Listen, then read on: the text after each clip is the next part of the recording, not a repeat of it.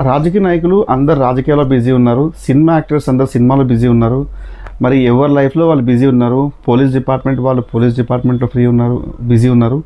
So అందరు ఎవరి లైఫ్లో వాళ్ళు బిజీ ఉన్నారు. బట్ యూట్యూబ్లో ఇంత రచ్చ చేస్తుంది. మరి అందరి పర్సనల్గా అంటే పర్సనలే ఇది, ఎందుకంటే దేవుళ్ళని అనడం అనేది అది పర్సనల్ కిందనే వస్తుంది. ఎందుకంటే ఎవరి బిలీవ్ వాళ్ళది. సో ముస్లిమ్స్ వాళ్ళ దేవుని నమ్ముతారు, క్రిస్టియన్స్ వాళ్ళ దేవుని నమ్ముతారు, హిందూస్ కూడా వాళ్ళ దేవుని నమ్ముతారు. కాబట్టి సో వాళ్ళని అంటే సందర్భం వచ్చినప్పుడు మాట్లాడడం different.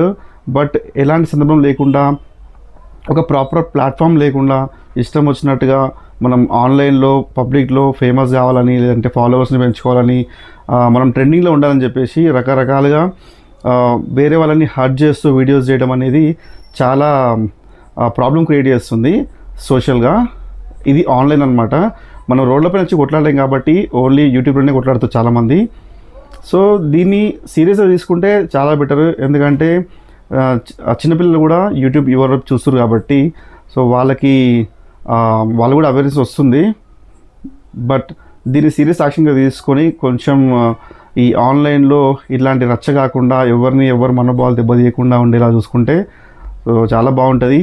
So police department compulsory action తీసుకోవాలి. ఎందుకంటే సో ఇది చాలా పర్సనల్గా పోతుంది. ఎందుకంటే ఇది యూట్యూబ్ అనేది కొంచెం చిన్ననే చూస్తారు చాలామంది, బట్ యూట్యూబ్లో చాలా వీడియోస్ చాలామంది చూస్తారు కాబట్టి కొంచెం సీరియస్ కన్సర్న్ తీసుకుంటే చాలా బాగుంటుంది అని నా ఫీలింగ్.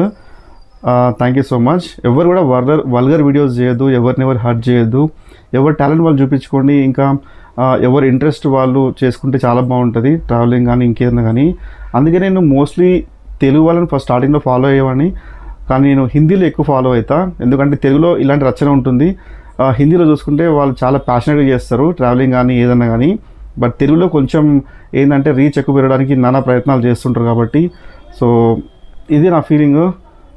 చూద్దాం నెక్స్ట్ ఏమవుతుందో.